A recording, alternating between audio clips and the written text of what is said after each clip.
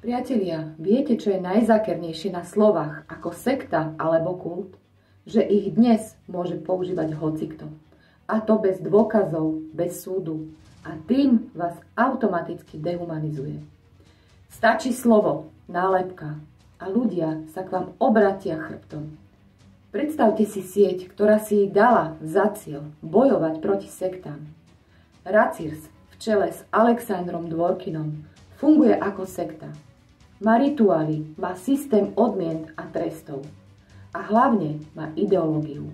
Vyvolať v spoločnosti nenávisť, ovládnuť a zničiť.